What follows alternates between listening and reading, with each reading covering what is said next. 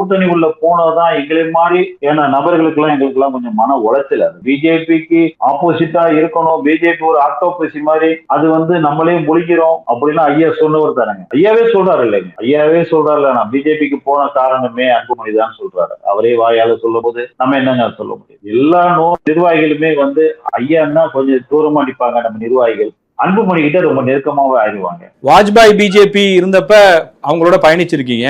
மோடி முகமா இருக்கக்கூடிய பிஜேபியோட பயணிக்கிறதுல சிக்கல்னா எந்த இடத்துல பிரச்சனை? பிஜேபி அதே பிஜேபி தானே, பிரதமர்கள் தான் மாறி இருக்காங்க. அதை மீறி நான் அன்புமணியை கொண்டு வந்தேன்னு அவர் சொல்றாரு.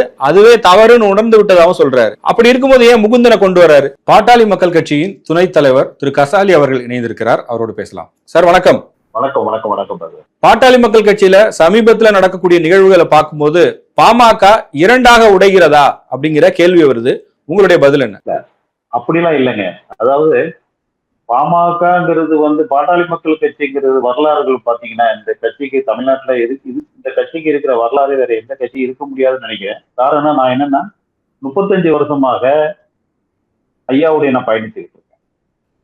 கிட்டத்தட்ட ஒரு 27 வருஷமா தான் கட்சியில பொறுப்பேற்றிருக்கிறேன். நான் அதுக்கு முன்னால பாத்தீங்கன்னா நான் நண்பரா அவர் கூட பயணிச்சிருக்கிறேன். அந்த கொள்கைகள் எனக்கு ரொம்ப பிடிக்கும். அல்ஹாஜ் பழனி பாபான்னு சொல்லி எல்லாரும் மறக்க முடியாத நபர். அவங்க மிகப்பெரிய போராளி. பழனி பாபாவை நாங்கெல்லாம் நெருக்கமா இருந்த ஒரு காலகட்டம். அன்னைக்கு 92ல இருந்து எனக்கு மருத்துவர் ஐயா பாபா நாங்கெல்லாம் ஒன்னாவே பயணிச்சிருக்கிறோம். அந்த காலகட்டத்துல பாத்தீங்கன்னா இங்க தென்பகுதி, நாம் சேர்ந்த பகுதி திருநெல்வேலி, அந்த பகுதியில பாத்தீங்கன்னா நிறைய ஐயாவது மருத்துவர் ஐயா பாதம் படாத கிராமங்களே இருக்க முடியாது. அந்த காலகட்டத்துல அவரு கொடி ஏற்றாத ஊர்களே இருக்காரு. அவ்வளோ நிர்வாகிகள், அவ்வளோ பொறுப்பாளர்கள் விடிய விடிய கொடி ஏற்றிருக்கோம். அதெல்லாம் மறக்க முடியாத சம்பவங்கள். அதே மாதிரி நிர்வாகிகள்லாம் இன்னைக்கு இல்ல, கால சூழ்நிலைகள். அதனால மருத்துவர் ஐயா எப்படி நினைக்கிறேன்னா ஒரு சாதாரண அரசியல்வாதியாக நாங்க பாக்குறதே இல்லை. சமூக போராளிங்கிறதுல அந்த பொருள், அந்த வார்த்தைக்கு மிக மிக ஒரு பொருத்தமான நபர் இன்னைக்கு தமிழ்நாட்டுல யாருக்கான்னா மருத்துவர் ஐயா விட்ட. நாங்கெல்லாம் திண்டிவனத்து பெரியாருன்னு பெருமையா சொல்லுவோம். இன்னைக்கு வேற காரணம், நாங்க பெரியார் கூட ஒன்னித்து பழகல. மிகப்பெரிய போராளி, சமூக போராளி திண்டிவனத்து பெரியார் என்று தான் நாங்க போய் எந்த இடத்துல சொன்னாலும் அந்த முழக்கத்தை தான் வைப்போம். காரணம், நான் சார்ந்த சமூகத்துக்கு கூட ரிசர்வேஷன் கிடைக்கணும்னு சொல்லி ஒரு 6 மாவட்டங்கள்ல மிகப்பெரிய போராட்டங்கள், மாநாடுகள் போட்டோம். அப்புறம் சட்டமன்றத்தை முற்றுகை இட போறோம். அடுத்த கட்டம் திருச்சி மாநாடு முடித்து அடுத்த சட்டமன்றத்தை முற்றுகை இடன்னு சொல்லிதான் பிளானிங். அதுக்குள்ள கலைஞர் அறிவிச்சிட்டாரு, இஸ்லாமியர்களுக்கு, சிறுபான்மையினருக்கு இடஒதுக்கீடுன்னு சொல்லிட்டு. அந்த அளவுக்கு தன் கொண்ட கொள்கையில கொஞ்சம் கூட மாற மாட்டாரு, பிசற மாட்டாரு. அவர் கொள்கையை உள்வாங்கிதான் நாங்கெல்லாம் அவர் கூட இன்னைக்கு நாங்க பயணிச்சிட்டு இருக்கோமே தவிர வேற அரசியல் இருந்து சுயலாபம் அடைஞ்சிக்கலாங்கிற நோக்கத்துல நாங்க யோசிச்சு கூட பார்க்கிறது இல்லைங்க அதுல. அதனால அவர் மிகப்பெரிய போராளி. அவர் எத்தனையோ சோதனையான காலகட்டங்கள் எல்லாம் தாண்டி தான் வந்திருக்கிறார். பழனி பாபாவுக்கு மேடை அமைத்து கொடுத்து பல மேடைகள்ல பழனி பாபா முழங்கினார்னா அந்த காலகட்டத்துல ராமதாஸ் ஐயாவை எங்களால மறக்கவே முடியாது. ஒரு சம்பவத்தை நினைவு கூறுறேன். 93, 94 பாத்தீங்கன்னா தடா போடா போன்ற கொடுமையான சட்டங்கள் அன்னைக்கு இருந்தது. அதை எதிர்த்து வள்ளுவர் கோட்டத்துல மிகப்பெரிய ஆர்ப்பாட்டம். கிட்டத்தட்ட 8000 வன்னியர் மக்களோட பழனி பாபாவும் ராமதாஸ் ஐயாவும் தடியடிலாம் பண்ணாங்க. அவர் மேல தடியடிலாம் விழுந்தது. தோள்பட்ட இன்னைக்கு கூட அவருக்கு ஐயாவுக்கு வழி இருக்கும். அவர் கூட பயணித்தது ஏகே மூர்த்தி, அவருக்கும் இன்னைக்கு சொல்வார், கையை வைத்தும் போதெல்லாம் சொல்வார், அந்த வழி மறக்கவே முடியாது, இன்னைக்கு வரை எனக்கு பெயின் இருக்கு அப்படின்றார். அந்த அளவுக்கு இந்த சமூகத்துக்காக 1-2 நிறைய சொல்லிக்கிட்டே போலாம், அதை நேரம் பார்த்தாரு. இந்த சமுதாயத்தை, அதாவது இஸ்லாமியர்களுக்காக என்ன செஞ்சாருங்கிறதுல நான் நிறைய போட்டிட்டு காட்ட முடியும். அரசியல் தலைவர்களை அந்த அளவுக்கு யாரும் செஞ்சிருக்காங்கலாம் இல்லை. அது மாதிரி செடிலுன பழங்குடி மக்களா இருக்கட்டும், தலித் மக்களா இருக்கட்டும், அருந்ததி சமூகமா இருக்கட்டும், எல்லா சமூகத்துக்கும் அவர் மிகப்பெரிய போராட்டங்கள்லாம் போராடி. நீங்க மதுவை எதிர்த்து இன்னைக்கு வரை அந்த கொள்கையில கொஞ்சம் கூட இஸ்லாம நிக்கிறாருன்னா எத்தனை முறை, அதாவது மதுக்கடியில பூட்டு போடும் போராட்டமா இருக்கட்டும், அரசு ஜெயிலுக்கு போவார். எத்தனை வாட்டி நாங்கெல்லாம் கைதாகி வெளியே வந்துருக்கோம். அதெல்லாம் மறக்க முடியுமா? அவரை நேசிக்கிற தொண்டர்கள் இன்னைக்கு பாத்தீங்கன்னா தமிழ்நாடு முழுக்க இருக்காங்க. அவர் சிந்தின அந்த கண்ணீர்களுக்கு அந்த கண்ணீரை எப்படி சொல்றதுன்னா, அது எப்படி எங்களெல்லாம் அது வேதனை பாத்தீங்கன்னா நாங்கெல்லாம் தூங்கவே இல்லை. ஒரு போராளியை பார்த்து ஒரு கண்ணுல இருந்து கண்ணீர் வரலாமா? ஒரு சமூக போராளிங்க அதெல்லாம் பார்த்து இது குடும்பத்துல சின்ன சின்ன விரிசல்கள். காரணம், அதாவது இந்த கட்சியில நாங்க பயணித்த காலத்துல இருந்த தொண்டர் அந்த பத்தின பொறுப்பாளர்லாம் பாத்தீங்கன்னா அந்த கொள்கை உணர்வாளிகள் இருந்தாங்க. இன்னைக்கு வந்த பொறுப்பாளர்கள் எல்லாம் பாத்தீங்கன்னா வேற எண்ணங்களோட வராங்க. கொள்கை சித்தாந்தம் என்னன்னு தெரியாதவங்க இருக்காங்க. அவங்களுடைய தேவைகளை பூர்த்தி செய்யறதுக்காக வந்திருக்காங்க பொறுப்பாளர்கள் அவங்க எல்லாம். அப்படி இருக்க போய் தான் தியாகச்செம்மல் ஜி.கே. மணியே குறை சொல்ற அளவுக்கு இன்னைக்கு உள்ள பொறுப்பாளர்கள் வளர்ந்துட்டாங்கன்னா ரொம்ப கஷ்டமா இருக்கு. ஏன்னா அவரோட நான் 25 வருஷமா நாங்க பயணிச்சுக்கிறோம். அந்த கட்சியில பாத்தீங்கன்னா அவரே மாதிரி ஓய்வறிவா உழைப்பாளின்னு சொல்லுவோம் நாங்க எல்லாருமே. கார்லயே மனுஷன் தூங்குவாரு. அவரே மாதிரிலாம் உழைக்க முடியாது. கார்லயே தூங்குவாரு. ஐயா கிட்ட கட்டளைகளை அப்படியே ஐயா போன் வந்ததுன்னா அப்படியே ஒரு ஆசிரியர் மாணவன்கிட்ட எப்படி நிற்பான் அதே மாதிரியான ஒரு சூழ்நிலையில தான் அவர் ஜி.கே. மணியை போன்றவர்கள்லாம் இன்னைக்கு இருந்துட்டாங்க. அவரே கொச்சப்படுத்தி பேசுறாங்க. அப்படிங்கும் போது அவர் பேசுனா கொள்கை தெரியல, அவன் சித்தாந்தம் தெரியல, கொள்கை தெரியல.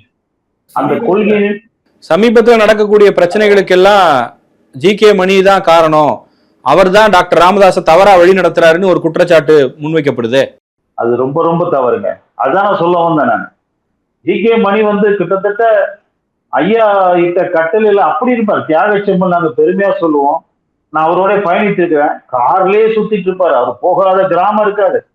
கார்லயே தூங்கி இருக்கிறாரு. சாப்பிட மாட்டாரு. அவர் எல்லாரையும் சாப்பிட வச்சுட்டு தான் அவரும் சாப்பிடுவாரு பாத்துங்க. அதே மாதிரி ஒரு நேர்மையான ஒரு ஒழுக்கமான ஒரு நபரை இன்னைக்கு அவரை விமர்சனம் பண்றாங்க. அவர் தான் காரணம் 2 பேரும் பிரியறதுக்கு. இன்னும் ஒண்ணும் சொல்லணும்னா, அன்புமணி ராமதாஸ் அவர்களை பொறுப்புல கட்சியில கொண்டு வரணுங்கிறதுல ஜி.கே. மணியோட பங்களிப்பு தான் அதிகமா இருந்தது. அது எனக்கு நல்லதுக்கு தெரியும். அவருடைய பங்களிப்பு நிறைய இருந்தது அவரை கொண்டு வரணும்னு சொல்லி. அதனால அவரை பத்தி சும்மா சொல்றவங்க யாருன்னு பாத்தீங்கன்னா அது அவங்க வரலாறே தெரியாது. கட்சியோட வரலாறும் தெரியாது. கட்சியில ஒரு பிடிப்பும் கிடையாது. ஏதோ பொறுப்புக்கு வந்துட்டாங்க, அதனால பேசக்கூடாது, அப்படிலாம் பேசக்கூடாது. அது அதை அளவு பண்ணது தப்பு. அந்த அளவுக்கு தான் அந்த பொருளாதார சொல்றது பாத்தீங்கன்னா திலகபாமான ஒரு அம்மா வந்திருக்காங்க. அந்த அம்மா தான் கடுமையா கண்டபிடி தாறுமாறமா அரசியல் பண்றாங்க இன்னைக்கு ஒரு ஊர்கள்லயும். இன்னைக்கு கட்சி நிர்வாகிகள் இந்த கொள்கைக்காக வந்தவங்க தான் நிறைய பேர் தான். வேற காசு பணத்துக்கு ஆசைப்பட்டு வேற மாதிரி அரசியல் சுதந்திரங்கவோ வரல நிறைய. அதனால அந்த அம்மா தான் தலைவரை பத்தி எல்லாம் தப்பான வார்த்தை சொன்னதாக எனக்கு கூட வாட்ஸ்அப்ல செய்திகள் வந்தது. அது நான் கூட பார்த்து ரொம்ப மனவேதனை பண்ணேன். அப்படிலாம் இல்ல சார், எல்லாருமே டாக்டர் ராமதாஸ் நியமித்த நிர்வாகிகள் தானே, அவர் நியமித்தவர்கள் தானே இவங்க எல்லாம். கண்டிப்பா இல்ல, அதாவது ஐயா தான் சொல்ற, ஐயாவே ஒத்துக்கிறார்ல. சில நேரங்கள்ல நானும் தப்பு பண்ணிட்டேன் போது அதுல அந்த அந்த பொருளாளர் போஸ்ட் என்னதான் எடுத்துக்க சொன்னார் ஐயா அந்த டைம்ல. நான் தான் இல்லையா வேண்டாம், பொறுப்பு தான் இல்லை, நான் உங்க கூட பயணித்தாலே போதும், அந்த பொறுப்பு கொடுத்துட்டா நான் அதுக்கு தகுந்த வேலை செஞ்சு ஆகணும் அப்படின்னு சொல்லி, அதுல எனக்கு மேல ஐயாவுக்கே வருத்தம். என்ன கசாலி நீங்க இவ்வளவு பெரிய பொறுப்பு நான் உங்களுக்கு தரேன், நீங்க வேண்டாம்னு சொல்றீங்க கூட எனக்கு சொல்லியிருந்தாருங்க. அதனால இப்போ ஐயா அறிவிச்சிருக்கிறாரு அந்த பொறுப்பை மன்சூர்னு சொல்லி. ஏற்கனவே மன்சூர் என்றவர் தான் பொருளாளராக இருந்தார். அதனால இந்த பொருளாளர் போஸ்ட் இந்த பைலாலே பாத்தீங்கன்னா சிறுபான்மையினருக்கு தான் கொடுக்கணும். பைலாலே இருக்கு. ஒரு பொதுச் செயலாளர் தலித்தா வரணும், இந்த பொருளாளர் ஒரு சிறுபான்மை கம்யூனிட்டி சேர்ந்தவங்க தான் வரணும்னு சொல்லி, குறிப்பா இஸ்லாமியர் தான் இருந்தோம். ஏற்கனவே குடும்ப அனிப்பா இருந்தாரு, அதுக்கப்புறமா மன்சூர் இருந்தாரு, அப்புறமா அக்பர் அலி சையது இருந்தாரு. இப்போ அது பொதுவி மன்சூர் கருத்தை கொடுத்திருக்காரு, ஐயா கொடுத்திருக்காரு. ஆனா இப்போ அவர் தான் 2004 அன்புமணியை மத்திய அமைச்சராக்குறாரு. அதனைத் தொடர்ந்து இளைஞரணி தலைவராக்குனாரு, கட்சியினுடைய மாநில தலைவராகவும் அறிவிச்சாரு. அறிவித்த அவரே வந்து இன்னைக்கு அன்புமணிக்கு ஆளுமை இல்ல, அந்த முடிவு தவறான முடிவுன்னு நான் நினைக்கிறேன்லாம் சொல்றாரு. அதுல நீங்க உடன்படுறீங்களா? அன்புமணி ராமதாஸ் ஐயா அவங்க பாத்தீங்கன்னா அவங்க மருத்துவர், அவரே மாதிரி ஒரு பெரிய அறிவாளிங்க. இன்னைக்கு நம்மளுக்கு தமிழ்நாட்டுக்கு கிடைச்ச பெரிய பொக்கிஷன் சொல்லலாம். மருத்துவர் அன்புமணியை வந்து சாதாரண யாரும் இடம் போட முடியாது. அது நல்ல அறிவாற்றல் உள்ளவர். ஏற்கனவே சாதிச்சு காட்டியிருக்காரு. ஹெல்த் மினிஸ்டரா இருக்கும்போது இந்தியாவுக்கு ஒரு பெரிய சாதனைகள்லாம் பண்ண ஒரு மாபெரும் ஒரு அமைச்சர் தான் அன்புமணி. ஆனா அவருடைய வருகையை வந்து எல்லாருமே நாங்க இந்த கட்சிக்கு ஒரு பெரிய வலு சேர்த்ததா இருந்தது. எங்களுக்கெல்லாம் ரொம்ப பெருமையா இருந்தது. அவருடைய செயல்பாடுகளை நாங்க எல்லா மக்கள்கிட்டையும் எடுத்துக்கொண்டு அன்புமணி மாதிரி ஒரு அமைச்சரை பார்க்க முடியாது. அவர் தான் தமிழ்நாட்டுடைய முதல்வரா வரணும்ங்கிறது முன்னேற்ற மாற்றம் முன்னேற்றம் அன்புமணிங்கிறதுல அந்த கொள்கையை சித்தாந்தத்தை அந்த 19 போன தேர்தலுக்கு முந்தின தேர்தல தனித்து நின்று நாங்க முதல்வராக. ஆனா அந்த இந்த 19 தேர்தல் 21 தேர்தலில் நின்றிருந்தோம்னா, நாங்க தனித்து நின்றிருந்தோம்னா பெரும்பான்மையான வாக்குகள் எங்களுக்கு கிடைச்சிருந்த ஆட்சி அதிகாரத்துக்கு கூட போறதுக்கு வாய்ப்பு இருந்தது. பட் அது காலத்தின் கொடுமை. அதிமுக அந்த பக்கம் பிஜேபி அலையன்ஸ் போனதுனால நாங்க நிறைய பின்னடைவுக்கு சந்தித்தோம். அது மாதிரி அன்புமணியை பொறுத்தவரை மிகப்பெரிய அறிவாளி. எந்த சப்ஜெக்ட் கொடுத்தாலும் கையில பேப்பர் எல்லாமே பேசக்கூடிய ஒரு நபர் தான் அவரு. அதனால ஐயா அவரை தேர்வு செஞ்சாருன்னா சாதாரணமா இல்லை. தேர்வு செஞ்சு மந்திரி சபையில ஒரு இடமும் வாங்கி கொடுத்தாரு. அது மறக்கவும் முடியாது. அவருடைய கட்சி தலைமை, கட்சியும் அவருடைய கட்டுப்பாட்டுல அவருடைய தலைமையின் கீழே செயல்படணுங்கிறது தான் இவரும் கடந்த காலங்களில் சொல்லியிருக்காரு. சொல்ல போனா ஊடகங்களுக்கு எல்லாம் ஒரு கடிதம் எழுதினார், அன்புமணியின் தலைமையை வந்து எல்லாரும் கொண்டு போய் சேர்க்கணும் அப்படின்னு. அப்படி சொன்னவர் இன்னைக்கு வந்து இவருடைய தலைமை பொறுப்பை கேள்விக்குள்ளாக்குறாரு. அதை எப்படி பாக்குறீங்க? அதுதான் தகப்பனுக்கும் மகனுக்குமான விஷயத்துல அவரே சொல்றாருல, ஒரு தகப்பன்கிட்ட பையன் மகன் தோக்குறதுல எதுவுமே குறைஞ்சு போறது இல்லையேங்கிறத அவரு வருத்தப்பட்டுதான் சொல்லியிருக்காரு. அவங்களுக்குள்ள என்ன நடந்தது, என்ன விரிசல் நடந்ததுங்கிறது இன்னைக்கு வெளிப்படையா சில விஷயம் 1-2 சொல்லியிருக்காரு தவிர முழுமையா நிர்வாகிகள்கிட்ட யார்ட்டையும் சொல்லலைங்க. அதனால யாரும் அதை வந்து அந்த வழியை பெரிதுபடுத்த கூடாதுங்கிறதுக்காக ஐயாட்ட நம்ம நிறைய விஷயமா பேச முடியலைங்க. அதான் விஷயம். ஆனா இது எப்பவுமே சரியா, இது சின்ன விஷயங்கள் தான். எல்லார் வீட்டு குடும்பத்துல அண்ணன் தம்பி பிரச்சனை வரும், தகப்பன் பிள்ளைக்குள்ள பிரச்சனை வரும், எல்லாம் சரியா போயிடாது. அதே மாதிரி இதுவும் சரியா. இது சாதாரண இல்லை. பாட்டாளி மக்கள் கட்சிங்கிறது ஒரு சாதாரண இயக்கம் கிடையாது. இது ஒரு மிகப்பெரிய வலுவான மூன்றாவது பெரிய கட்சி. அமைச்சர்களை கண்டது, பல எம்எல்ஏகளை கண்டது, பல பெரிய வளர்ந்து நிற்கிற கட்சியோட போட்டிக்கு எதிர்கட்சியா கூட நின்று சவால் விட்டு நின்னது. ஆளுங்கட்சி கூட்டணியில் இருந்துகிட்டே அந்த ஆளுங்கட்சி எதிர்த்து வல்லம் இருந்ததுன்னா பாட்டாளி மக்கள் கட்சியை தவிர வேற யாரையும் பார்க்க முடியாது. திமுக கூட அலையன்ஸ் நின்று ஜெயிச்சிருந்தா கூட அந்த கட்சி ஐயா வந்து செஞ்ச தவறுகளை சுட்டி காட்டுவாங்க. அது பாட்டாளி மக்கள் கட்சியில மட்டும்தான் அந்த வரலாறு இருக்குது. வேற யாருக்கு அந்த வரலாறு? அதனால ஐயா வந்து இது சின்ன சின்ன விஷயங்கள், குடும்ப விஷயங்கள், இதெல்லாம் சரியாயிருங்க. கூட்டணி விஷயத்துல என்ன நடந்தது சார்? இப்ப 2024 பாஜகவோடு கூட்டணி வச்சீங்க. ஆனா அதுக்கு முன்னாடி இரவு வரைக்கும் அதிமுகவோடு தான் கூட்டணி அப்படின்லாம் பரவலா பேசப்பட்டது. என்ன நடந்தது? அதுல டாக்டர் ராமதாஸோட ஸ்டாண்ட் என்ன, அன்புமணியினுடைய ஸ்டாண்ட் என்ன? அதாங்க, நாங்க வந்து பிஜேபிக்கு கொள்கை வந்து பாட்டாளி மக்கள் கட்சியோட கொள்கையே அதுதாங்க. ஆப்போசிட்டா இருந்ததுதான் ஐயாவை பொறுத்தவரைங்க. ஆனா அது அதுல வந்து அந்த கூட்டணி உள்ள போனதுதான் எங்களை மாதிரி ஏன்னா நபர்களுக்கெல்லாம் எங்களுக்கெல்லாம் கொஞ்சம் மன உளைச்சல் அதுல. ஏன்னா அந்த கொள்கையில இருந்து நம்ம அந்த கொள்கைக்காக தான் நிக்கிறோம், வேற எதுக்காகவே கிடையாது. அந்த கொள்கை சித்தாந்தத்தை உள்வாங்கின ஒரு கட்சி ஐயா. அதனாலதான் நாங்க அந்த கட்சியில நாங்க பயணிச்சுக்கிட்டு இருக்கோம். அது ஐயாவே சொல்றாரு இல்லையா, பிஜேபிக்கு போன காரணம் எதுக்காக போன, அன்புமணியால தான் நான் போனேன் அப்படின்னு சொல்லும் போது எங்களுக்கு இப்போ அது தெரியுது, இவராலதான் அவர் போய் தப்பு பண்ணிட்டாரு ஐயாங்கிற மாதிரி எங்களுக்கு தோணுது. உங்களை எல்லாம் எந்த கருத்தும் கேட்கலையா கூட்டணிக்கு போலாமா வேணாமான்னு? கேட்டாங்க பொதுக்குழு எல்லாம் பெருசா ஒண்ணு கேட்கலங்க. அது இதே இல்லையே எங்களுக்கு. பிஜேபிக்கு ஆப்போசிட்டா இருக்கணும், பிஜேபி ஒரு ஆக்டோபசி மாதிரி, அது வந்து நம்மளையும் முழிக்கிறோம் அப்படின்னா ஐயா சொன்னவர் தானங்க. அந்த நிர்வாகிகள்டே சொல்லுவார், என் கட்சியை விட்டு நீ போனா வேற எந்த கட்சிக்காவது போனப்போ பிஜேபிக்கு மட்டும் நீ போயிடாத. அந்த அளவுக்கு ஆணித்தனமா இருந்த நபர் அந்த கொள்கை சித்தாந்தத்துல இருந்து கொஞ்சம் மாறி போறாருன்னா அப்ப ஏதோ சம்திங் ஏதோ ஒரு விஷயம் நடந்திருக்குங்கிறது தான். 2014, 2019, 2024 தொடர்ந்து 3 பாராளுமன்ற தேர்தலையும் பாஜக கூட்டணியில தான் இருந்திருக்கீங்க. ஆமாங்க. அதெல்லாம் யாரோட முடிவு சார்? அதெல்லாம் டாக்டர் அன்புமணி முடிவா இல்ல ராமதாஸ் அவர்களுடைய முடிவா? ஐயாவே சொல்றாரு இல்லைங்க, ஐயாவே சொல்றாருல, நான் பிஜேபிக்கு போன காரணமே அன்புமணி தான் சொல்றாரு. அவரே வாயால சொல்லும் போது நம்ம என்னங்க சொல்ல முடியும்? இப்ப இதற்கு அடுத்த இனி வரப்போற தேர்தல்கள்ல, வரக்கூடிய சட்டமன்ற தேர்தலா இருக்கட்டும் இல்ல அதற்கு அடுத்து வரப்போற தேர்தல்களா இருக்கட்டும், அதுல பாமக என்ன நிலைப்பாடு எடுக்கணும்னு நினைக்கிறீங்க? நீங்க இவ்வளவு நாள் பயணிச்சிருக்கீங்க, டாக்டர் ராமதாஸ் என்ன முடிவுல இருக்காரு? அதுதாங்க, இதுதான் போக போக இனிமே தான் அதுக்கான ஒரு தீர்வு தெரியும். ஏன்னா முதல்ல இவங்க சமரசம் ஆயிரணும், முதல்ல அதுக்கான வேலைகள் நடந்துட்டு இருக்கு, பேச்சுவார்த்தைகள் போயிட்டு இருக்கு. இவங்க சமரசம் ஆயிட்டாலே கட்சி ஒன்றுபட்டு தான் நிற்கும். இன்னைக்கு கட்சி ஒன்றுபட்டு தான் நிக்குது. அவரு அன்புமணி கூப்பிட்டாரும் அந்த தொண்டர்கள் போவாங்க, நிர்வாகிகள் போவாங்க, ஐயா கூப்பிட்டாலும் இங்க வருவாங்க. அப்படிதான் இருக்காங்க, நடுநிலைமையா தான் இருக்காங்களே தவிர எந்த போஷ்டி பூசலாவும் இல்லை, யாருமே இல்லை. இவரை சார்ந்தவங்க நான் ஓரை சேர்ந்தவங்க இல்லை.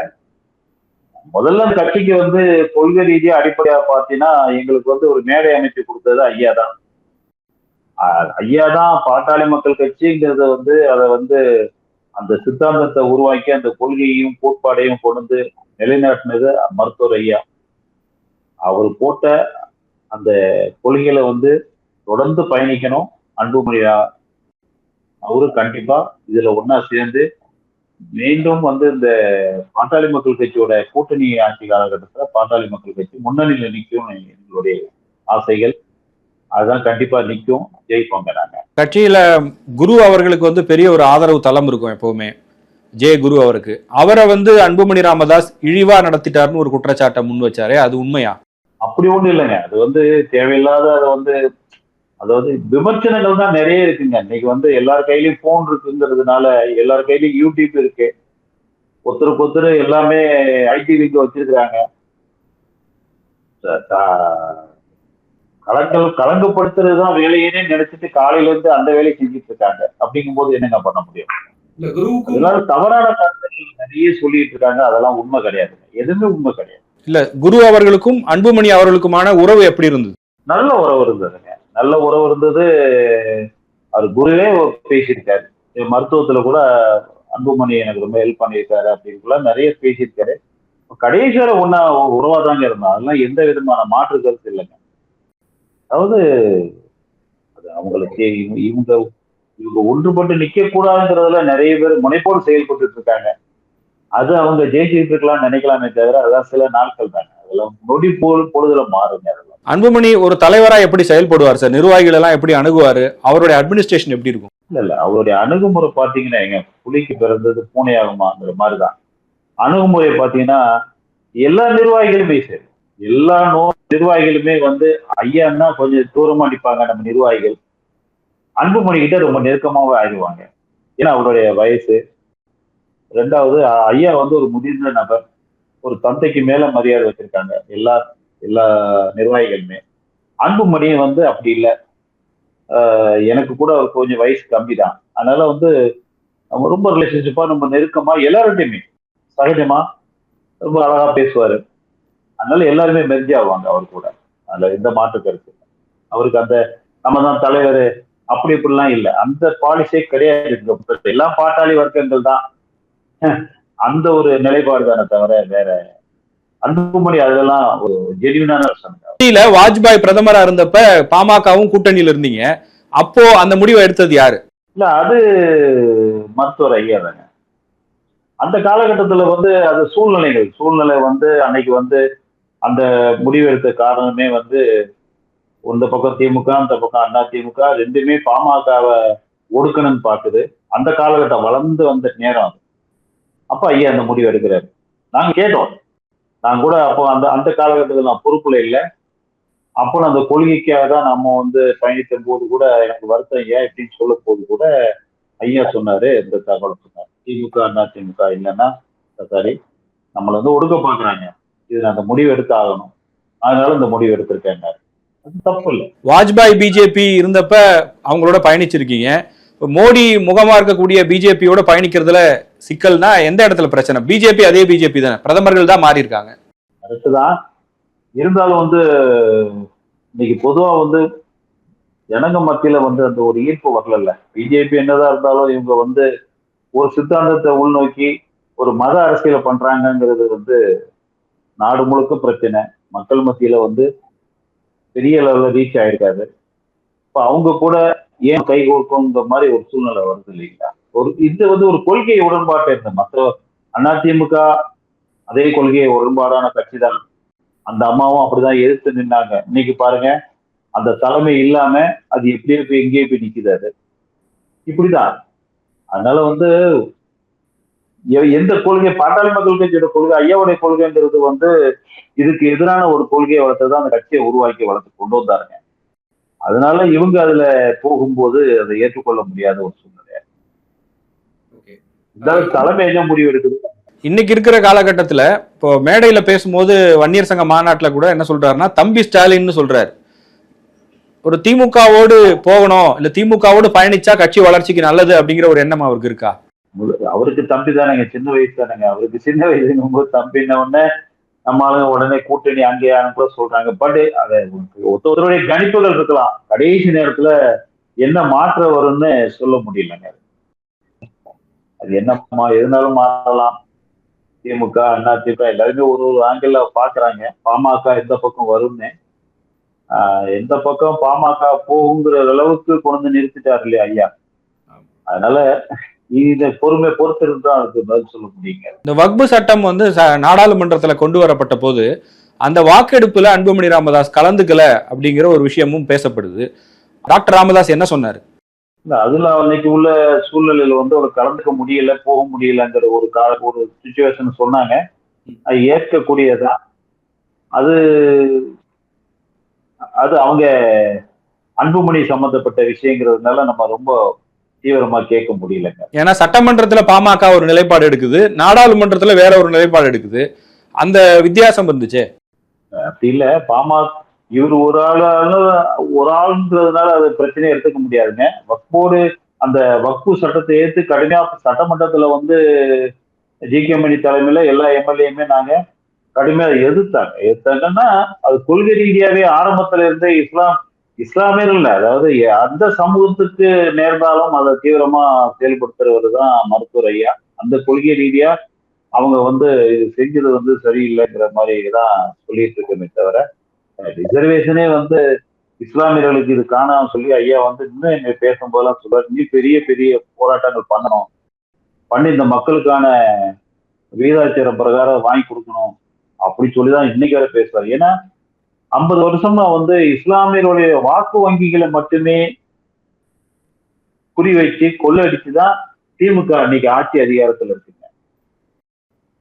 இந்த மக்களுக்கு கலைஞரே எப்பவே கொடுத்துருக்கலாம் ரிசர்வேஷன். சொல்ல போனா ஏன் கொடுக்கல அவரு? இது கொடுக்காதனால தானே மருத்துவர் ஐயா பெரிய போராட்ட களத்தாரு அமைச்சாரு. சொல்லுங்க. அதனால இஸ்லாமியர்களுக்கு வந்து அசைவம் இது செய்யும் சொல்லுவாங்க தவிர வாய் அளவுல திமுக என்னைக்குமே செய்யுது வெட்ட வேஷம் போடுறதுதான். வாக்கு வங்கியே கொள்ளடிச்சிட்டு இருக்காங்க. பிஜேபி அந்த பக்கம் நிக்கா, நீ எனக்கு ஓட்டு போடலன்னா பிஜேபி இந்த வந்துருவான்னு சொல்லியே இந்த மக்களை வந்து அச்சத்தை கொடுத்து அந்த வாக்கு வங்கிகளை கொள்ளடிச்சிட்டு இருக்காங்க. அதான் உண்மை.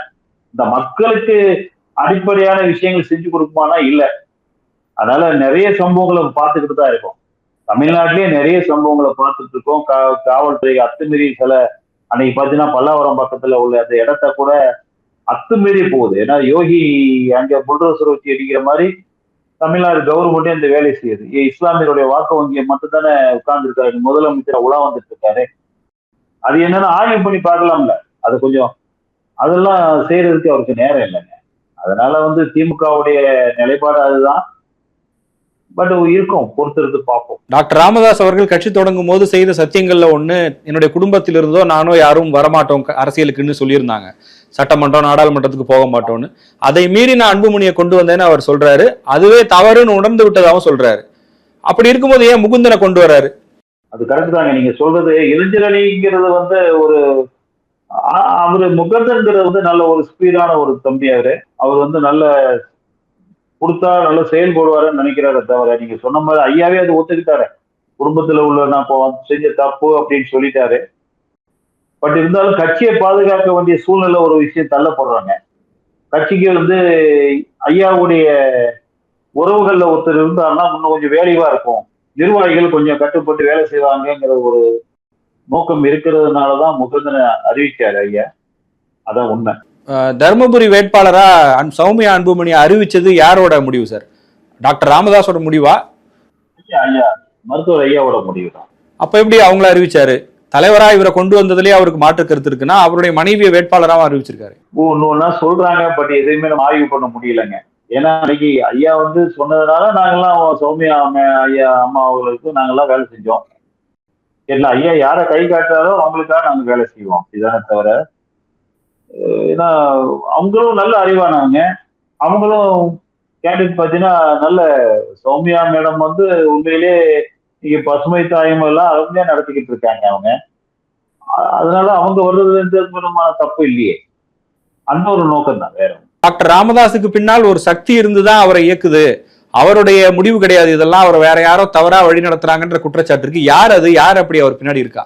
அப்படிலாம் ஏங்க அவரை வந்து இல்லையா நான் சொல்றேன், அவரு கொள்கையில அவரு கூட நான்லாம் பல வருஷமா ஒண்ணாங்க இருந்திருக்காங்க. அந்த அவரெல்லாம் சாதாரணமா யாரையுமே அசைச்சு கூட பாத்துற முடியாதுங்க. அவரை கொள்கை ரீதியா அவரு அவ்வளோ ஆணித்தரமான இருப்பாருங்க. அந்த கொள்கையில மட்டும் பின்வாங்க மாட்டாருங்க அவரு. சும்மா யாருமே ஏற்க முடியாது. நீங்க எப்போ பாத்தீங்கன்னாலும் தைலாபுரத்துக்கு நீங்க போய் பாத்தீங்கன்னா நிர்வாகிகள் பேசுவாரு, இல்ல வேற அதே மாதிரிதான் அவருக்கு எப்பவுமே தொடர்ந்து மீட்டிங் வேற யாருக்கும் யாருமே யாருமே